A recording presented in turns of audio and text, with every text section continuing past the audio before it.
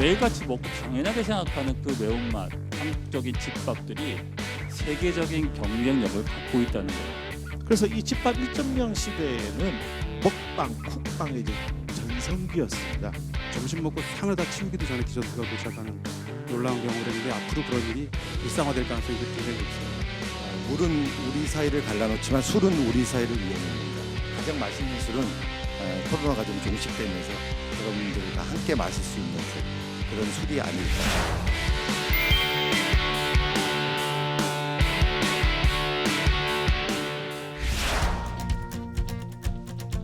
네, 안녕하세요, 여러분. 네, 안녕하세요. 혹시 오늘 식사 다 하고 오셨나요? 네, 식사 다 하셨어요? 네, 연사님들께서도 식사 다 하고 오셨나요? 네, 저만 밥을 못 먹었나 봅니다. 자, 오늘 저는요 이데일리 집밥 포럼을 진행할 이데일리 아나운서 박혜연이라고 합니다. 만나서 반갑습니다. 네, 저희가 평소에 뭐 밥은 먹었니? 밥 한번 먹자 이런 얘기 많이 하시죠? 많이 하시죠? 근데 실제로 밥 한 번 진짜 드세요? 안 먹게 되죠. 아무래도 바쁘게 살다 보니까 그런 이야기들은 많이 하는데 참 쉽지는 않은 것 같습니다. 그래도요, 이런 이야기를 건넬 수 있다는 게 한편으로는 참 정겹고 따뜻하다 이런 생각이 드는데요. 그리고 우리가 지칠 때 좀 힘이 나는 게 뭐가 있지 또 이번 포럼을 준비하면서 생각해 봤어요. 여러분들은 어떤 부분에서 좀 힘을 많이 얻으시는 편이세요? 제가 오늘 질문을 좀 많이 할 수도 있습니다. 네. 혼술이요? 그쵸. 홈술. 집에서 저도 술 좀 합니다. 예, 이따 할 얘기가 많을 것 같네요. 네, 또 혹시 다른 분들은 힘이 나는 거 뭐가 있으세요? 힘들고 지칠 때. 요즘 좀 많이 힘드시잖아요. 라면이요? 밤에 끓여 먹는 라면이 정말 맛있죠. 저 같은 경우는 아마 다 예상하신 답변일 수도 있겠지만 어머니가 차려주신 집밥이 가장 좀 힘이 나지 않나라는 생각을 해봤습니다. 그런 의미에서 한국인에게 이 집밥이라는 건요, 그 음식이라기보다 그 이상의 또 특별한 의미를 갖고 있다라는 생각이 듭니다. 또 사회적으로 거리를 둬야 하는 요즘 같은 위드 코로나 시대에서는 더욱더 이 밥심이 중요하다라는 생각이 드는데요. 오늘 이데일리 집밥 포럼에서는요, 이 집밥에 대한 이야기를 다양하게 좀 나눠보려고 합니다. 기대되시죠? 네, 자 그럼부터 지금부터 본격적으로 이데일리 집밥 포럼을 시작해 보도록 하겠습니다. 큰 박수 부탁드립니다.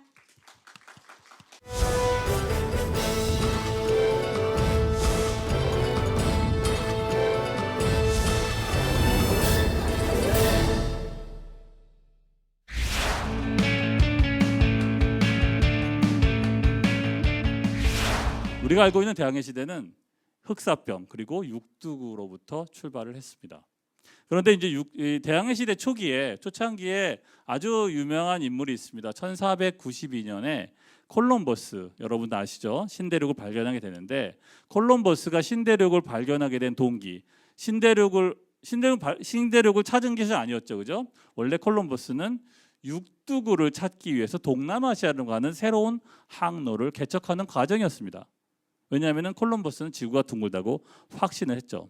그가 생각했던 그 아이디어는 맞았습니다. 반은 맞고 반은 틀렸죠. 지구 거꾸로 돌아가면은 분명히 지구가 둥글기 때문에 동남아시아로 가는 건 맞았는데, 문제는 그 사이에 신대륙이 있다는 것을 알지 못했습니다.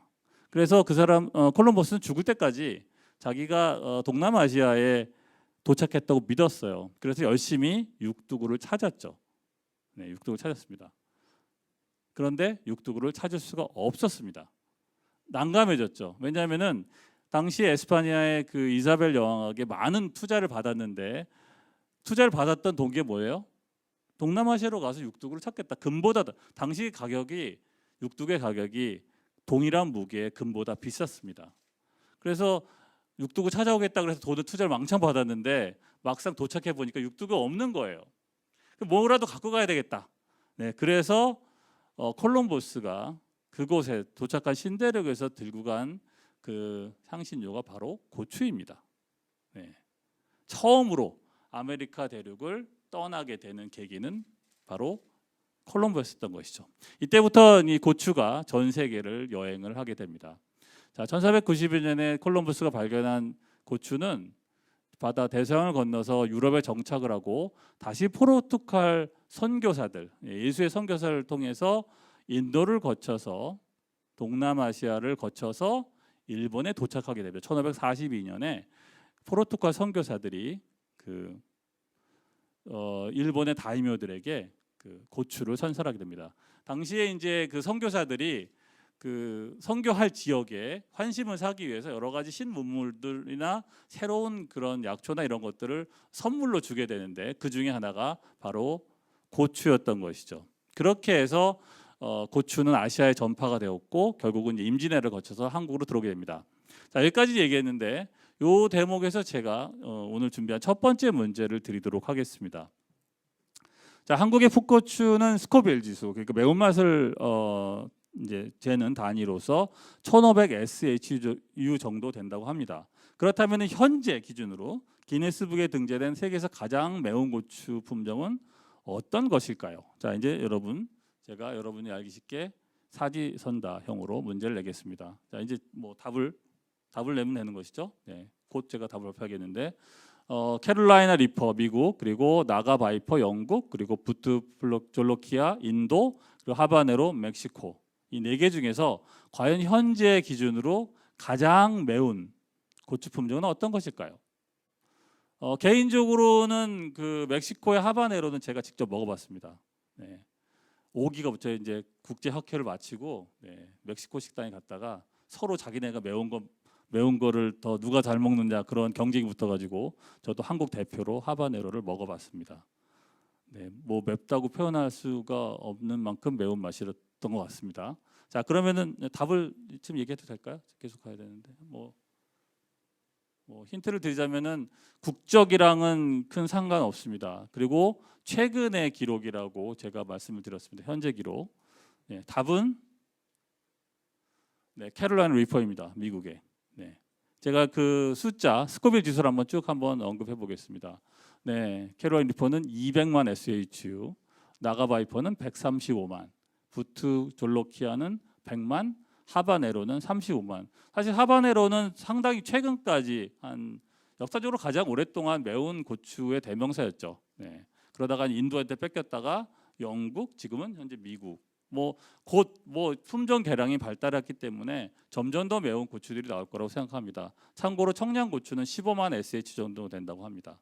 자, 그러면 이렇게 해서 문제를 냈고요. 자, 이제 원래 얘기로 돌아가겠습니다. 한국으로 이제 고추가 넘어왔죠. 네, 여러 가지 얘기들이 나옵니다. 한국에 이제 일본을 통해서 한국의 고추가 한국에 들어왔다는 사실 불편하신 분들도 있을 거라고 생각을 합니다. 근데 제 얘기를 끝까지 들으면 그것이 그렇게 중요하지 않다는 걸 알게 될 거예요. 네. 그래서 어떤 분들은 이런 학설도 있습니다. 원래 고추는 한국에도 계속 있었다. 이런 얘기도 있었죠. 하지만 그런 것들은 중요하지 않습니다.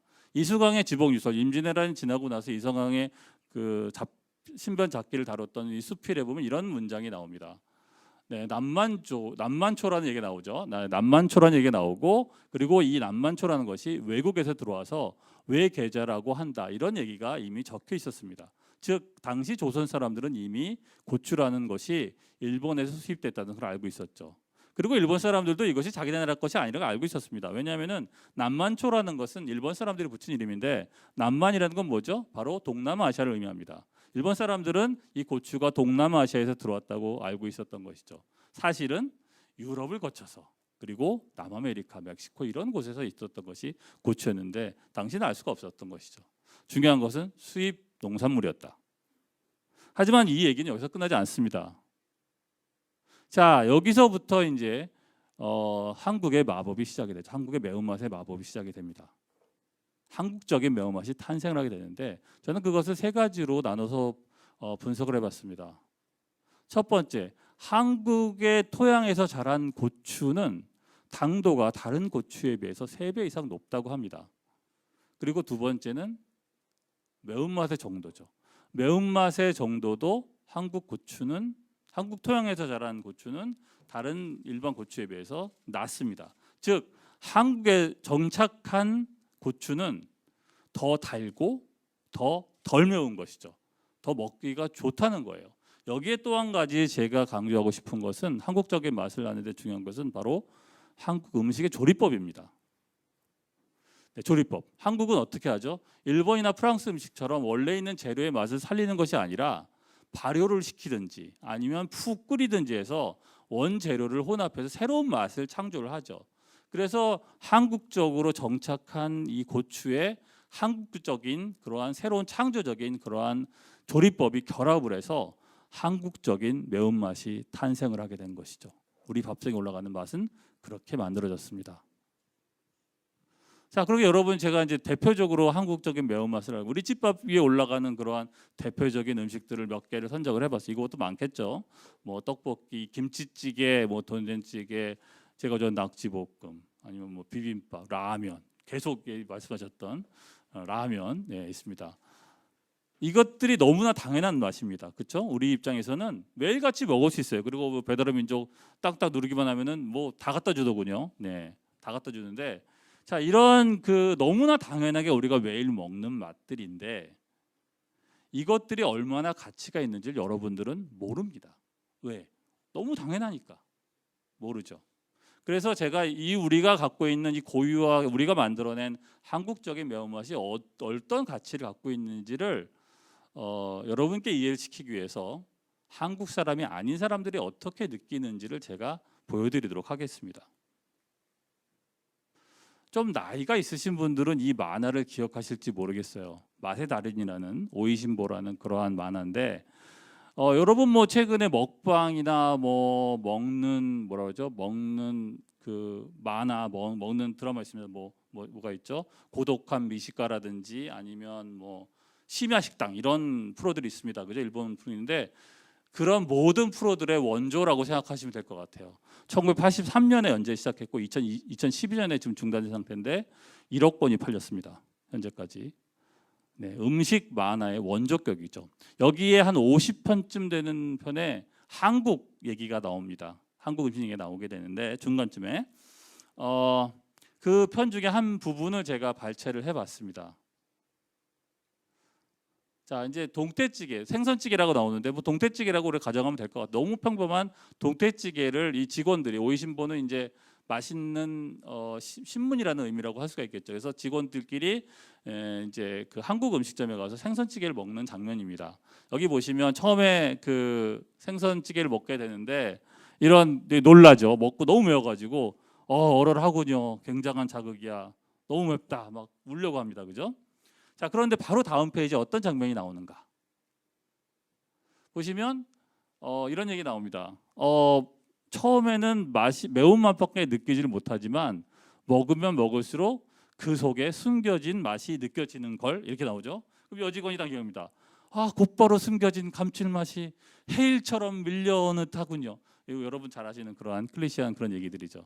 그러니까 처음에는 너무 매웠는데 먹다 보니까 무슨 맛이 감칠맛이 계속 밀려온다는 그런 얘기를 합니다. 여기에 이제 마지막으로 주인공이 세게를 박습니다. 납덩어리를 마신 것 같이 묵직한 맛이 위를 적당히 자극해 주는 것 같아. 그동안 늘어져 있던 위가 자극을 받아 힘을 되찾는 것 같군.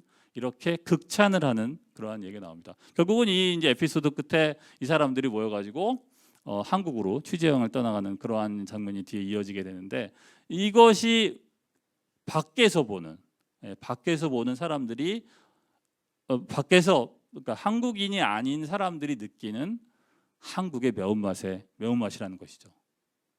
한국의 매운맛은 다릅니다. 그죠? 동남아시아 물론 맵습니다. 맛있죠? 마라탕도 맛있고 다 맛있습니다. 하지만 한국적으로 깊은 뭔가 흉내낼 수 없는 그러한 그 매운맛은 어디서도 찾아볼 수가 없다는 것이죠.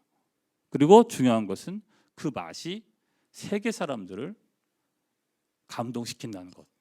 그리고 그것은 단순히 맛으로 감동시키는 것뿐이 아니라 산업적으로도 큰 영향을 미치고 있다는 것을 제가 여러분께 말씀드리는 것입니다. 그래서 제가 그 오늘 얘기를 마무리를 짓자면 여러분이 매일같이 먹고 당연하게 생각하는 그 매운맛, 한국적인 집밥들이 세계적인 경쟁력을 갖고 있다는 거예요. 우리는 많이 우리의 뭐 고유한 김치가 어떻다 이런 얘기 많이 합니다. 그죠? 그래서 우리 것을 지키고 우리의 전통적인 것 가치를 보존하는 것은 중요한 일입니다. 하지만 그것보다 더 중요한 것은 현재 우리가 갖고 있는 이 맛들을 세계적으로 더 퍼뜨리는 것이 훨씬 더 가치가 있다고 생각합니다. 과거보다는 미래가 더 중요하다고 생각하는 것이죠. 결국 집밥에서 살아남은 것이 강하기 때문에 살아남은 것이 아니라 살아남았기 때문에 강하다고 그렇게 말할 수가 있겠습니다. 자, 그래서 이제 오늘 제가 말씀드린 것이고요. 오늘 제가 마지막으로 제가 직접 시를 지어서 제가 만든 시로 제 오늘 강연을 마무리하도록 하겠습니다. 네, 올해 집중해 주셔서 감사합니다.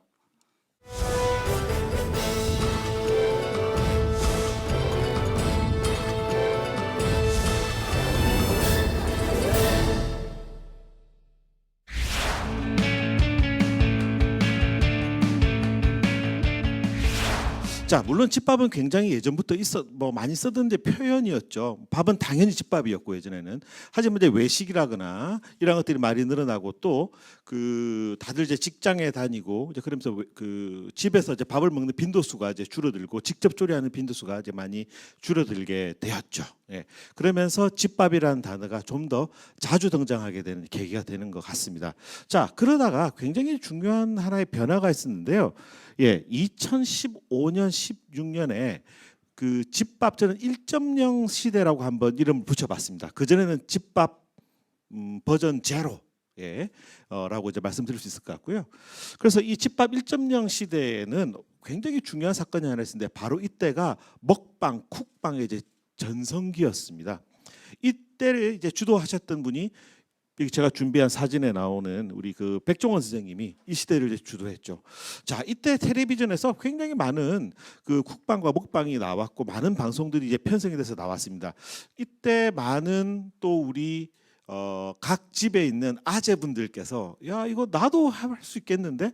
왜냐면 백종원 선생님이 너무나 쉽고 편안하게 요리를 하니까 야, 저 정도면 나도 할 수 있겠다라고 생각을 하고 마트를 가서 이런저런 식재료를 사가지고 와서 집에 뭐 부엌을 완전히 뭐 폭탄 맞은 것처럼 이제 만들면서 요리를 하기 시작을 했습니다. 그런데 그때 그 각 집에 있는 이 아빠분들이 사오셨던 것들이 신선 식재료가 아니라 간편 조리식, 그다음에 간편 이런 소스류 같은 걸 가지고 와서 정말 10분에서 한 20분 정도 뚝딱 하면 이제 만들어낼 수 있는 이런 것들이 이제 등장하기 시작을 한 때가 바로 이 집밥 1.0 시대입니다. 그러면서 이제 자연스럽게 외식으로 이제 해결하던 것을 집에서 간편하게 해결할 수 있는 방향으로 집밥이 이제 발전하게 되는 거죠.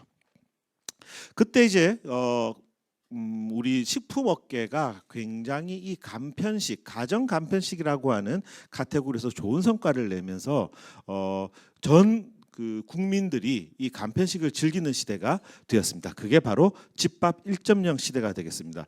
이때 간편식은 어떤 간편식을 소비자들이 원했냐면요. 나 집에서 밥은 먹고 싶은데 하지만 어려운 건 싫어. 간편하게 먹을 수 있으면 좋겠어. 라고 하는 욕구가 굉장히 강했죠. 그래서 여기 지금 준비가 딱 되어 있는데요. 이런 방식의 이렇게 파우치에 이제 들어가 있는 이런 간편식들이 특히 국탕류를 중심으로 해가지고 굉장히 많이 발전했습니다. 딱 뜯어가지고 그냥 그릇에 붓고 전자레인지로 데펴도 바로 되는 거죠. 3분이면 끝나는 겁니다. 이런 식의 간편식들이 당시 크게 성공하게 된 어떤 계기가 되었던 것이 바로 이 쿡방과 이제 먹방. 을 방송으로 이제 나오면서 그것이 이제 유행이 되게 됐죠. 그래서 간편하면서 입에 딱 감기는 듯한 그런 맛있는 이런 간편식을 원하는 시대였습니다. 자, 그렇게 집밥 1.0은 발전해 갔는데요. 이때 2017년 넘어가면서 그거에 대항하는 또 다른 현상이 하나 일어납니다. 바로 스타 셰프의 전성 시대가 되겠습니다. 이때 우리나라에 미쉐린이라고 하죠. 이 미슐랭 가이드, 레스토랑 가이드북이 이제 들어오면서 미슐랭 스타를 이제 딴 식당들이 생기고 그 스타를 딴 식당의 셰프가 스타 셰프로 이제 등극하고 그 전에는 셰프들이 그냥 텔레비전에 나와서 마치 엔터테이너처럼 행동을 했었는데 이제는 그게 아니라 정말 요리도 제대로 하는 셰프의 그 본연의 모습을 이제 보여주게 되는 거죠. 이와 동시에 노포에 대한 우리나라의 아주 오래된 그 가게들, 식당들이 또 재조명을 받게 됩니다. 그래서 평양냉면이라고 하는 것이 각광을 받게 되죠. 많은 사람들이 평양냉면을 막 먹으러 돌아다니고요. 또 그 돼지국밥이라고 하는 것이 또 한때 굉장히 인기를 얻으면서 많은 사람들이 돼지국밥을 먹기 위해, 밀면을 먹기 위해 전통의 노포를 찾아서 부산으로 내려가는 그런 것이 이제 유행처럼 번진 때가 바로 2017년, 2019년이었습니다. 이 사이 동안 이 기간 동안 이런 외식업과 그다음에 이런 간편식이 굉장히 선의의 이제 경쟁을 하면서 발전을 하던 시기였는데요. 2020년에 이제 굉장한 이제 문제가 나타나죠. 그게 바로 이 코로나가 되겠습니다. 코로나 때문에 우리가 원하지 않게 집에 갇히게 되죠. 집에 갇히게 되고 그래서 아이들이 학교를 가지 않고 학교로 가는 이제 빈도가 줄어드니 이제 주부님들 입장에서도 집밥을 어쩔 수 없이 직접 준비해야 되는 이제 빈도가 늘어나게 됩니다. 그래서 좀 슬픈 의미에 있어서의 집밥 2.0 시대가 바로 2020년부터 시작되게 됩니다. 네, 그렇게 집밥 2.0 시대가 이제 되면서 집에서 막 밥을 이제 해 먹게 되는데 야 이게 보통 일이 아닌 겁니다. 이 세 끼를 다 해서 먹인다고 하는 것이 그래서 간편식에 대한 니즈가 조금씩 바뀌게 되는데요. 또 그 간편식을 막 예전에 먹던 간편식을 해서 이제 먹이다 보니 간편은 하고 맛은 있는데 야 요거를 삼시세끼는 도저히 못 먹겠다. 간도 너무 세고 이렇게 먹어가지고 정말 신선한 어떤 그 느낌을 우리가 건강하게 유지할 수 있을까라고 하는 우리가 생기게 되면서 이런 식으로는 안 되겠는데라고 하는 소비자 니즈가 생기게 되고 우리 식품 기업들이 또 그것에 발맞추어서 새로운 형태의 간편식들을 개발하면서 집밥 2.0 시대를 열어가기 시작을 합니다. 그래서 지금은 이 집밥 2.0 세대에서는 지금 간편식의 좀 좋은 중요한 덕목이 간편해야 되지만 신선하면서 동시에 건강함을 줄 수 있는 그런 간편식으로 지금 방향이 나가고 있죠. 자, 이런 상황에서 그 집밥 2.0의 이런 상황에서 주요 키워드를 한번 쭉 정리해봤습니다. 지금의 집밥의 주요 키워드가 뭘까요? 첫 번째, 간편식의 새로운 형태인 밀키트. 두 번째, 주로 이제 단백질이라고 하면은 우리가 주로 뭐 소고기, 돼지고기, 닭고기 생각했는데요. 요즘 뭐 식물성 단백질 이야기도 많이 나옵니다만 또 함께 떠오르고 있는 것이 바다 단백질이 되겠습니다. 이러한 것들이 다시 주목을 지금 받게 되고 있고요. 세 번째가 온라인 구매.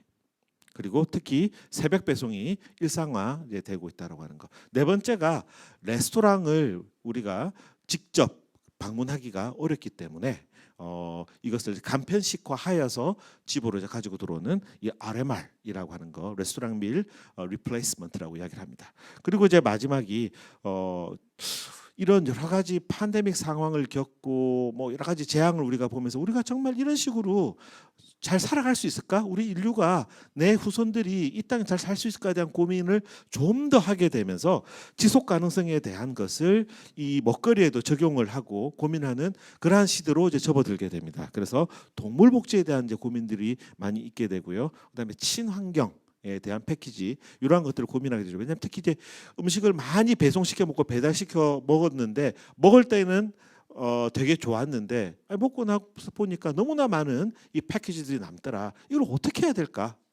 이런 고민들을 하게 되었습니다. 자, 오늘은 요 내용들을 제가 좀 간단하게 지금 개요를 말씀드렸고 이제 빠르게 앞으로 이것이 어떻게 지금 변하고 있고 앞으로 어떻게 변해갈 것인지에서 하나씩 한번 리뷰를 해보도록 하겠습니다. 자, 아까 말씀드렸던 것처럼 코비드 이후에 다 집안에 갇히면서 집밥 2.0 시대가 열렸습니다. 집밥 2.0 시대가 열리면서 실제 기업들의 데이터를 보게 되면 CJ제일제당의 주요 간편식들이 굉장히 많이 늘었고요. 여기 쿠킷이라고 하는 게 있죠. 이 브랜드도 CJ제일제당의 브랜드인데 굉장히 빠르게 성장을 하고 있습니다. 무려 이제 100% 이상의 성장을 하고 있고요. 풀무원의 제품들, 그다음에 대상의 제품들도 빠르게 성장을 하고 있습니다. 근데 간편식이 성장을 하고 있는데 계속 간편식을 먹다 보니까 야 이거 몇 끼니 이걸 못 먹겠는데 라고 이제 사람들이 생각을 하게 되죠. 그래서 좀 더 신선한 이러한 쪽을 원하게 됩니다. 왜냐? 아까 보셨던 그런 레토르트에 담겨 있는 간편식 같은 경우에는 한국인들이 굉장히 좋아하는 그 식감 중에서 하나가 생야채의 식감을 씹는 식감을 굉장히 좋아합니다. 우리가 찌개를 끓여 먹어도 그 위에 뭐 여러 가지 파라거나 그다음에 깻잎을 막 이렇게 썰어서 올려서 바로 그렇게 먹는 걸 되게 좋아하잖아요. 근데 간편식에서는 우리가 지금 먹고 있는 레토르트 간편식은 그것을 구현하는 것이 거의 불가능합니다. 기술적으로. 그래서 이거 말고 다른 방식이 없을까라고 고민을 하면서 나오게 된 새로운 형태의 간편식이 있는데요. 그것이 무엇일까요가 퀴즈가 되겠습니다. 무엇일까요? 지금 유튜브로 지금 이제 보고 계시는 분들이 있는데요. 답변을 사실 아까 답변을 말씀드렸습니다. 예. 무엇이 이 코로나 시대에 새롭게 각광받는 새로운 형태의 간편식일까? 좀 더 신선한 식감을 주고 좀 더 건강한 느낌을 주는 그런 간편식이 뭐냐면 답을 말씀드리겠습니다. 바로 밀키트가 되겠습니다. 밀키트 시장이 처음 한국에 등장한 것은 2018, 2019년에 처음 등장했는데 그다지 성장하지 못하고 있었던 카테고리입니다. 그런데 2020년 이 코비드 사태와 함께 빠르게 성장하게 된 것이 이 밀키트고요. 뭐 시장 규모도 우리가 2020년도에 아마 1,000억 시장으로 갈 거라고 생각했는데 2020년 말에 끝나고 나서 한번 쭉 이 산업의 사이즈를 봤더니 생각했던 것보다 2배 이상 더 성장을 했던 거예요. 예. 2,000억의 규모의 로 이제 성장했고 지금 2021년에도 성장을 하고 있습니다. 예. 마켓컬리의 간편식을 좀 살펴보면 냉동 간편식이 굉장히 빠르게 성장을 하고 있다는 것을 알 수 있는데요. 특히 이 상황에서 이 마켓컬리가 주도한 시장이 하나 있었습니다. 그게 뭐냐면 우리 소비자들이 식당에 갈 수 없으니 더 많이 구매하게 된 그 무엇이 뭘까요? 네, 답을 써주십시오. 유튜브 보시는 분들. 아까 말씀드렸죠. 바로 답을 말씀드리면 RMR이라고 하는 겁니다. 레스토랑 간편식이 되겠습니다. 그래서 이런 레스토랑 간편식들이 나와서 이제는 굳이 식당을 방문하지 않아도 이것을 집에서 편하게 즐길 수 있는 이런 세상으로 지금 넘어가고 있고 RMR의 종류는 많이 늘어나고 있습니다. 그러나 이런 그 온라인 쪽에 있어서의 구매가 늘어나다 보니 집에 오는 여러 가지 뭐 패키지의 쓰레기라거나 이런 것들이 너무 많다는 것을 느끼게 되죠. 그래서 소비자들이 조금 더 친환경 쪽으로 갔으면 좋겠다. 패키지 문제를 해결했으면 좋겠다. 이러한 고민들을 하면서 지금 여러 유통업체들과 식품 제조업체들에게 야 패키지 문제 좀 해결해줘. 좀 더 우리 친환경으로 가야 되는 거 아니야? 그게 지속 가능한 미래를 만드는 게 아니야? 라는 것을 요구하고 있는 것이 지금 현재 집밥 2.0의 트렌드이고 미래에 이러한 요구는 더 커질 것이라고 하는 말씀을 드리면서 여기서 마무리하도록 하겠습니다. 네, 감사합니다.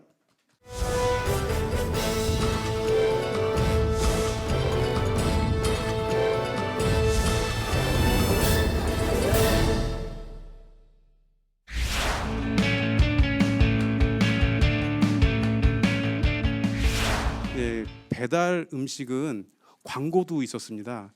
이게 1906년 7월 14일 만세부 신문에 나온 광고인데요. 저 만세부의 세자 옆에 보면 5글자 보이시나요? 명월관 광고라고 이렇게 써 있죠. 저 명월관 광고, 저 명월관이 당시에 가장 유명한 요리집이었대요. 고급 요리집. 근데 그 광고 내용에 보면 저기 지금 이렇게 한 패러그래프가 광고가 돼 있잖아요. 광고 내용이 이렇게 돼 있습니다. 각 단체의 회식이나 시내외 관광, 회가변, 관홀례연 등 필요한 분량을 요청하시면 가까운 곳, 먼 곳을 가리지 않고 특별히 싼 가격으로 모시겠습니다. 이게 1906년 광고입니다. 출장 요리죠. 음식 배달 겸 출장 요리를 했던 것 같습니다. 물론 어쩌면 기록되지 않은 그 이전에 배달 음식들이 더 있을 수 있겠죠. 그렇지만 중요한 건 생각보다 먼 과거부터 우리 조상들은 음식을 배달시켜서 드셔왔다는 걸 알 수가 있죠. 과거 얘기를 잠깐 했고요. 갑자기 시계를 막 돌려서 2010년으로 확 넘어와 보겠습니다. 자, 이 배달 음식이 산업으로 등장을 합니다. 누굴 만나면서? 이분을 만나면서죠. 이분을 만나면서. 네, 저분이 세상에 내놓은 아이폰, 뭐 더 정확히는 스티브 잡스 그 스마트폰을 만나면서 음식 배달은 플랫폼 산업으로 신흥 산업으로 등장을 하게 되죠. 오른쪽 사진은 우리 회사를 창업한 김봉진 회장이 한 5년쯤 전에 찍은 자기 처갓집 냉장고 사진입니다. 스마트폰이 등장을 하고 나니까 많은 것들이 이 스마트폰 안으로 들어가서 산업화가 됐죠. 이른바 플랫폼이라는 이름으로. 당시에 저때 이런 장면들 여러분들 집집마다 아마 한 10년쯤 전에 떠올리면 다 유사했을 거라고 생각하는데요. 저런 전단지와 자석, 스티커 이런 것들을 앱에다가 모아보자. 저것으로 플랫폼을 만들어보자 해서 만들어진 게 배달의 민족이고요. 이게 2010년의 일입니다. 그리고 재밌는 거는 퇴사를 하고 창업을 해서 저 앱을 만든 게 아니고요. 직장을 다니다가 밤에 친구들하고 재밌게 장난삼아 만들었는데 그리고는 6개월 정도를 방치를 했는데 저렇게 방치된 앱을 보고서 투자자들이 저게 사업이 될 것 같다면서 투자를 하겠다면서 찾아와서 퇴사를 하고 본격적으로 사업을 하게 됐다는 그런 얘기가 있죠. 이렇게 해서 음식 배달은 산업으로 등장을 했고요. 그러면 주문 건수는 얼마나 늘고 있을까요? 저희 배달의 민족 앱을 통해서 거래된 거래액입니다. 거래액은 다시 말하면 저희 앱을 통해서 식당들이 올린 매출의 총합입니다. 저희의 매출이 아니고요. 저희 앱을 통해서 거래된 음식의 거래액수죠. 보시면 많은 분들이 그렇게 말씀하세요. 코로나 때문에 엄청나게 배달 음식이 늘었지라고 물으시는데 뭐 틀린 말은 아니죠. 근데 2019년 이전에도 보시면 연간 한 70%씩은 성장했던 시장이라는 걸 알 수 있죠. 그리고 2019년 이후에 8.8조에서 15.7조, 저기는 그전에는 한 7, 80% 성장을 하다가 그 이후에는 한 85%, 90% 이렇게 성장하는 모습을 볼 수가 있습니다. 물론 뭐 저건 아무튼 중요한 거는 저희가 이렇게 거래액이 늘었지만 그렇다고 크게 비즈니스적으로 아직 큰 뭐 이렇게 이익을 올리거나 그러는 건 아니지만 중요한 건 소상공인들에게는 배달 앱이라는 게 매출을 올리는 중요한 수단이 됐고 또 국민들은 음식 배달을 집에서 편하게 시키는 툴을 하나 갖게 된 것이고요. 그리고 또 이른바 플랫폼 노동이라고 하는 라이더라고 하는 신종 직업이 생긴 계기도 됐습니다. 라이더들은 아마 여러분들이 생각하는 것보다 숫자가 훨씬 많습니다. 수십만 명, 물론 저희 앱뿐만이 아니고요. 생각대로 바르고 부름 같은 이렇게 배달 대행 업체들 그리고 또 저희 말고도 다른 배달 플랫폼들 많이 있잖아요. 거기 종사하시는 분들이 뭐 수십만 명 근무하고 계시고요. 저희가 그런 플랫폼 산업의 중심에 있다 이렇게 말씀드릴 수 있을 것 같습니다. 배달 음식에 대해서 이제 과거에서 현재로 조금 왔는데 현재를 얘기하다가 잠깐 주변을 좀 돌아볼게요. 그럼 배달 음식을 누가 시킬까? 제가 굳이 이 사진을 여러분들께 보여드리고 싶었던 이유는 저희 앱의 그 초기의 마케팅 운용 정책하고도 관련이 있어서 보여드리는 건데요. 뭐 이렇게 깨우면 안 돼 하는 안 돼라든가 까먹지 말자 뭐 메모지 뭐 이거는 덮어놓고 글 따보면 거짓골을 못 면한다. 이거는 뭘 것 같습니까, 여러분 혹시 상상하실 수 있나요? 네, 카드 지갑입니다. 카드함, 신용카드 넣고 하는데 그리고 뭐 나도 언젠가 쓸 때가 있겠지 이런 펜 이렇게 키치적이고 재미있는 마케팅으로 소비자들 사이를 파고든 건 주로 배달 앱을 이용해서 음식을 시키는 분이 가정에서든 회사에서든 주로 막내이기 때문입니다. 집에서도 막내가 주로 시키고요. 회사에서도 막내가 주로 시키는데요. 이렇게 이른바 IT 기술 기반의 뉴 비즈니스는 막내들이 쓰는 앱이 이른바 힙한 앱 이렇게 인식되기 십상이죠. 그래서 막내들에게 굉장히 소구되는 이런 마케팅을 해서 빠르게 시장에서 자리 잡을 수 있었던 것 같습니다. 무엇을 주로 시킬까를 한번 볼까요? 그러면 무엇을 주로 시킬까? 배달 앱이 등장을 하면서 지금 여러분 요새 삼겹살도 거기 배달되는 거 아시죠? 돌판에다가 이렇게 해서 보내드리고요. 집에 도착할 때쯤이면 아주 잘 익은 상태로 이렇게 드실 수 있습니다. 이거는 뭘 유심히 보셔야 되냐면 2017년하고 20년하고 사이에 배달의 민족을 통해서 주문한 이른바 히트 음식 그 주문이 많이 일어난 음식 탑 15인데요. 보시면 2020년 한 해에만 새롭게 등장한 메뉴가 6개나 됩니다. 뭐 곱창, 마라탕 이런 것도 다 시켜서 드시는 이런 상황이고요. 그래서 이렇게 많은 음식들을 다양하게 시켜서 드시면서 우리나라의 그 푸드 딜리버리 산업은 여러분들이 생각하시는 것보다 훨씬 더 이 분야에서 굉장히 세계에 있는 다른 경쟁자들보다 더 경쟁력이 우위에 있고요. 이 시장을 선도하고 있습니다. 이 그림은 이제 오른쪽에 강남 일대 저희 앱에 들어와 있는 식당의 모습들이고요. 왼쪽은 배민 신춘문예 이 마케팅으로 유명했던 거죠. 여기서 만들어진 히트작이 그거죠. 치킨은 살은 쪄, 살은 내가 쪄, 뭐 이런 거 있었죠. 제가 이 두 개의 그림을 굳이 보여드린 이유는 푸드 딜리버리 산업의 핵심 경쟁력은 두 가지입니다. 뭐냐면 하나는 새로운 서비스를 앱에다가 계속 추가를 해서 사람들의 생활을 편리하게 만드는 것, 그래서 안 쓸 수 없게 만드는 것. 그리고 또 하나는 그렇게 만들어진 새로운 서비스를, 그러니까 첫 번째 건 개발 경쟁력이죠. 좋은 서비스를 개발하는 능력. 두 번째는 그렇게 해서 만들어진 개발된 그런 서비스를 사람들이 생활 속에서 쉽게 접근하고 쉽게 다운받아 쓸 수 있게 만드는 마케팅 경쟁력. 이 두 가지가 푸드 딜리버리 산업의 그 핵심 경쟁력이라고 할 수 있어요. 이게 이제 우리 회사 17층에 오면 붙어 있는 로고인데요. 좋은 음식을 먹고 싶은 곳에서라는 로고가 이 철학이 저희의 회사 운영 모토입니다. 그래서 이런 모토 아래서 뭐 별의별 음식이 다 배달 음식화되고 있고요. 지금은 디저트 같은 것들도 이렇게 시켜서 드실 수가 있습니다. 그럼 미래 얘기를 잠깐만 해볼게요. 시간이 다 돼서요. 짧게 말씀드리면 이 시장도 끊임없이 진화합니다. 진화하는데 여러분들 아마 우버이츠는 익숙하셔도 도어대시는 익숙하지 않으실 거예요. 근데 미국 시장의 점유율 추이인데요. 도어대시라는 회사가 어느 날 갑자기 등장을 해서 그 10년 동안 1위를 했던 그로퍼블을 한순간에 밀어내고 이렇게 1등으로 올라갔죠. 저기가 이제 온 딜리버리라 그래서 자체 배달, 그러니까 배달 플랫폼이 배달 앱이 배달까지 책임지는, 그러니까 주문을 중개하는 것만 하는 게 아니라 배달까지 책임지는 모델을 들고 나와서 저렇게 시장을 뒤흔들고 이제 시쳇말로 역전을 했죠. 저게 2019년에 일어난 일인데 저게 저희에게는 너무나 충격적인 일이었고 딜이 성사되는 또 배경이 되기도 했습니다. 이게 이 시장도 이렇게 한순간에 뒤집어지는구나. 그런 배경이 있는 일이고요. 그래서 저 MP하고 오디는 여러분들 요새 기사 많이 나와서 보시면 알 텐데 마켓플레이스라고 그냥 식당만 나열돼 있고 거기서 주문 중개만 하던, 그래서 주문은 다른 뭐 사장님이 하시든 고용을 하시든 아니면 다른 배달 대행 업체를 시키시든 하는 그런 모델에서 앱이 배달까지 하는 모델로 이 시장이 이제 크게 진화를 하고 있습니다. 그래서 저희도 얼마 전에 오디 모델을 도입하겠다고 이렇게 발표를 했던 거고요. 시장은 끊임없이 경쟁하면서 아마 아까 제가 그 좋은 음식을 먹고 싶은 곳에서라는 모토를 보여드렸는데 오디 모델로 가게 되면 좋은 음식을 먹고 싶은 곳에서 굉장히 빨리 드시게 될 겁니다. 저도 얼마 전에 저희 앱에서 빠른 배달을 시켜봤는데요. 디저트를 정말로 18분 만에 현관벨이 울리더라고요. 점심 먹고 상을 다 치우기도 전에 디저트가 도착하는 놀라운 경험을 했는데 앞으로 그런 일이 일상화될 가능성이 굉장히 높습니다. 제가 마치기 전에 한 가지만 더 말씀을 드릴게요. 보통 플랫폼을 양면 시장이라고 합니다. 뭔가를 제공하는 사람과 그걸 필요로 하는 사람이 만나는 곳이죠. 근데 푸드 딜리버리 산업은 3면 시장입니다. 수십만 식당들이 입점을 해 있고 온 국민이 또 이용자가 있으시고 이 두 분을 연결하는 또 라이더라는 큰 축이 있고요. 이렇게 해서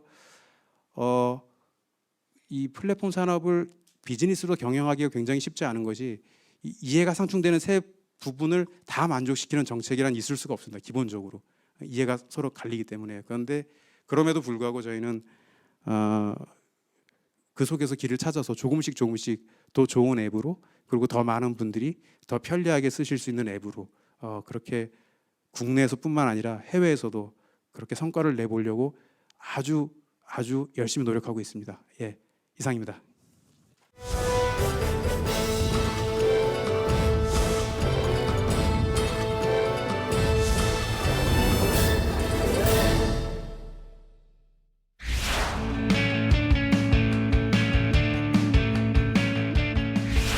코로나 전과 후에 가장 크게 달라진 것은 여러분들이 보시면 음주 횟수에 있습니다.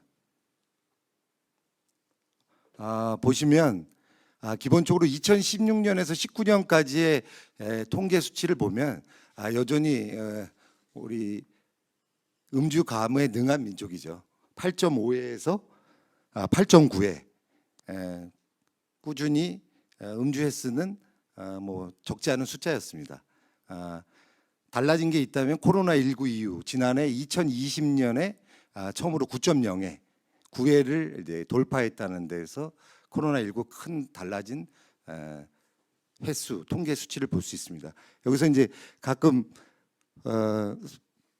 음주 횟수에 대해서 이게 일평균이냐 월평균이냐 이렇게 여러 가지 오가는데 요 횟수는 월평균 음주 횟수입니다. 월평균 음주 횟수고 뭐 간혹 술을 주당분들은 이 횟수가 너무 적다. 점심 저녁하면 일 2회인데 뭐 9회밖에 안 되냐. 뭐 그런 얘기들도 많이 하십니다. 근데 하여튼 요거는 하여튼 월평균 음주 횟수라는 수치라는 걸 다시 한번 말씀드리고 싶습니다. 그리고 가장 달라진 게 있다면 코로나 전과 후에 달라진 문화 속에서는 술을 마시는 장소와 상황과 상대 그 세 가지 요소가 큰 변화를 겪었습니다. 어떤 이 세 가지 상황 속에서 지금의 이제 혼술 트렌드가 자연스럽게 인용될 수가 있습니다. 그럼 먼저 술을 마시는 장소에 대해서 한번 통계 수치를 보겠습니다. 술을 마시는 장소는 코로나 전과 후가 아주 큰 변화를 느낄 수 있습니다. 코로나 전에 보시면 주점, 호프집, 식당, 카페가 압도적인 숫자를 차지했다면 코로나 이후에는 자신의 집, 지인의 집, 결국은 집이죠. 뭐 내 집이든 뭐 친구 집이든 지인의 집, 결국은 어떤 코로나19 이후 급격한 홈술이 트렌드를 강력하게 자리 잡아 있다는 것은 이 통계 수치에서도 확인해 보실 수 있습니다. 두 번째, 술을 마시는 상황입니다. 이 상황이 주로 이전에는 뭐 회사나 지인 친목 회식이 주를 이뤘다면 코로나19 이후에는 혼자 있을 때 대부분 뭐 내용 자체가 비슷하죠. TV를 시청할 때, 스트레스를 풀 때, 지극히 코로나19 이후의 상황은 혼자, 그러니까 결국 혼술이죠. 그쪽으로 압도적 수치가 나오는 어떤 혼술 트렌드를 이어오고 있습니다. 마지막으로 상대입니다. 그러니까 상황과 되게 일목상통하는데요. 상대를 보면 이전에는 친구, 선후배, 직장 동료들이 주를 이뤘다면 코로나 이후에는 혼자, 그리고 이게 축복인지 재앙인지 모르겠지만 가족, 배우자와 술을 마시는 일이 많아졌죠. 그래서 좋아하시는 집도 있지만 상당히 좋아하시지 않는 집도 많은 걸로 그렇게 나타나고 있습니다. 그래서 전반적으로 이 코로나 전과 후에 술을 마시는 장소, 상황, 상대는 아주 급격한 변화가 있음을 느낄 수 있고, 이 속에서 혼술 트렌드라는 키워드가 자연스럽게 자리 잡았다고 통계 수치에서 확인할 수 있습니다. 그러면 과연 제가 좀 아재 개그를 좀 좋아하거든요. 제 이 자료를 보시면 상당히 그 언어를 갖고 좀 이렇게 장난질을 많이 친 걸 보실 수 있을 겁니다. 지난해 2020년 주류 시장의 주인공은 과연 무엇이었을까요? 술의 시장에서 임금 주체가 아닌 술 주체죠. 술의 제일 주인공은 과연 무엇이었을까요? 소주였을까요? 맥주였을까요? 위스키였을까요? 과연 뭐였을까요? 뭐였을까요? 아닙니다. 이거 잘 맞히신 분은 제가 오늘 이 퀴즈 오늘 365개의 선물 준비했는데 제가 별도로 제가 스페셜 선물을 드리겠습니다. 기억하겠습니다. 와인입니다. 와인. 바로 답을 한번 보시죠. 단연코 와인입니다. 참 와인 얘기를 하면 빼놓을 수 없는 드라마가 하나 있죠. 뭐 최근에 종료됐지만 뭐 좀 몇 년 됐죠. 부부의 세계란 드라마를 보면 거의 등장하는 주인공 그 김희애 씨는 정말 시도 때도 없이 그 빨간물 와인을 마시죠. 그 장면이 나올 때마다 집집마다 와인의 소비가 늘어났다라는 불확실성한 통계가 있습니다. 그래서 와인업계에서 무슨 얘기를 했냐? 김희애 씨를 좀 표창을 해줘야 된다. 뭐 홍보대사로 써야 된다. 그런 얘기까지 나왔습니다. 근데 실제 저도 얘기 들어봤는데 김미애 씨가 와인을 좋아한답니다. 뭐 무슨 와인을 좋아하는지 제가 모르겠고요. 하여튼 그 정도로 와인이 어떤 드라마도 기여를 했고, 그냥 통계 수치를 보면 제가 여기 숫자에는 안 썼지만 2019년 대비 2020년에 약 27% 증가를 했습니다. 정말 어마어마한 성장세죠. 우리가 말하는 소주, 맥주, 위스키는 전부 감소를 했습니다. 한국 시장에서. 근데 유독 와인만이 27%라는 놀라운 증가세를 나타냈습니다.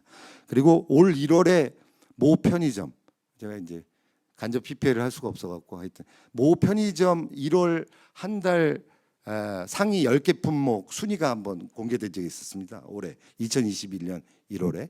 그때 상위 10개 품목 중에 4개가 술이었던 겁니다. 진짜 깜짝 놀랐습니다. 1위가 또 뭐였을까요? 뭐였을까요? 아까 대답 잘했는데 나중에 제가 선물 챙기겠습니다. 1위가 뭐였을까요? 예, 1위가 와인이었습니다. 2위가 뭐였을까요? 양주였습니다. 의외였습니다.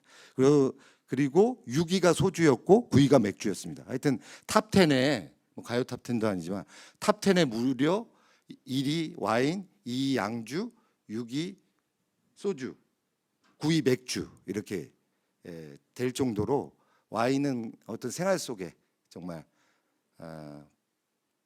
브랜드로 제품으로 장착되고 있는 것 같습니다. 그래서 지금 많은 회사들이 와인들을 속속 출시하고 있고요. 최근에는 위스키 회사도 와인을 출시가 해서 화제가 되고 있습니다. 다음은 또 제가 소확행이란 말 진짜 좋아하거든요. 소소하고 확실한 행복. 여러분들 좋아하실 것 같은데 저는 바꿔서 소주행이라고 썼습니다. 왜 소주행이라고 썼냐면 제가 이제 최근에 본 영화 중에 제가 영화를 되게 좋아하거든요. 드라마하고 그 소공료라는 영화를 보면 그 주인공의 미소라는 그 주인공이 하루 일과를 마치고 나서 바에서 싱글 몰트 위스키를 한 잔을 마십니다. 사실 제가 아재 본성이 있는데 상당히 개인적으로 이해 못하는데 정말 놀라울 정도로 그 트렌드가 어떤 지금의 우리의 시대에 녹여 있는 것이 그 영화 속에서 나타납니다. 어떤 면에서 고단한 일상인데 그리고 어떤 상황도 여유롭지 못한데 싱글 몰트 위스키 한 잔을 매일 사 마신다는 자체가 되게 놀랍기도 하고 어떤 그것이 결국은 소소하지만 확실한 내가 좋아하는 술의 행복. 그래서 제가 제목을 소주행이라고 뽑아봤습니다. 그래서 결국은 정말 아름답죠. 술들이 주옥 같습니다. 하여튼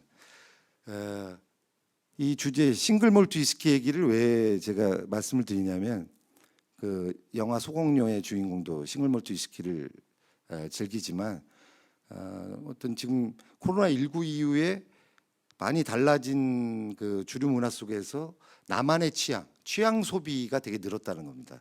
그러니까 전반적으로 모든 주중에 술이 감소하는 추세에서 아까 말씀드렸지만 와인이 유독 증가 추세를 가졌죠. 그런데 위스키도 물론 감소를 했습니다. 그런데 그 와중에 싱글 몰트란 위스키의 카테고리는 성장세 내지는 어떤 시장을 선방하고 있다는 거죠. 최근에 많은 싱글 몰트 위스키들이 속속들이 출시를 했습니다. 제일 오른쪽 싱글 몰트 위스키가 최근에 나온 건데요. 하여튼 결국은 불황에 우리가 고급스러운 제품을 찾는다는 속설도 있고 여러 가지 그 트렌드와 맞물려서 그래서 통계 수치를 마지막으로 이 싱글 몰트에 대해서 말씀드리면 최근 6개월 그러니까 작년 10월부터 올 3월 최근 6개월 싱글 몰트 위스키 판매량은 전년 동기간 대비 약 59% 성장했습니다. 그리고 엘마트 마트 몇 개 없죠. 엘마트 기준으로 해서는 최근 동기간 대비 약 200% 성장했다는 기사가 최근에 보도화된 바 있습니다. 그 정도로 어떤 코로나19 이후에는 개성을 찾고 내 취향을 소비하는 싱글 몰트 위스키가 본물이다라는 말씀을 드리고 싶습니다. 그래서 위스키 얘기하면서 위스키의 격언 유명한 말이 하나 있습니다. 위스키 자랑질인 것 같은데 스코틀랜드 유명한 격언이 하나 있습니다. 세상에 나쁜 위스키는 없다. 좋은 위스키와 더 좋은 위스키만 있을 뿐이다. 듣다 보면 다 좋다는 거죠. 되게 웃깁니다. 그래서 이제 마지막입니다. 제 얘기 좀 길었는데요.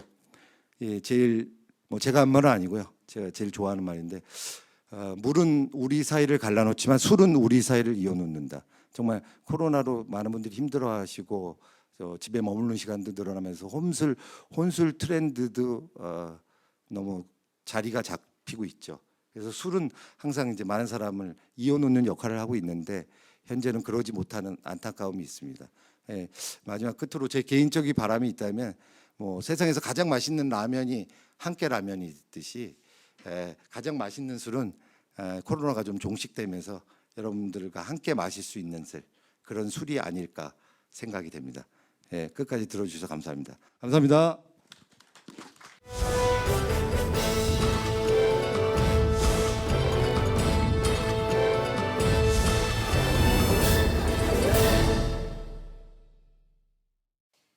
네, 알겠습니다. 우리나라에서 이제 최고로 집밥에 대해서 잘 알고 계신 네 분과 함께 또 포럼을 준비해 봤는데요. 말씀하신 것처럼 할 얘기가 얼마나 있을까 이런 생각도 들었는데 오히려 시간이 너무 부족했습니다. 할 얘기가 정말 많았는데요.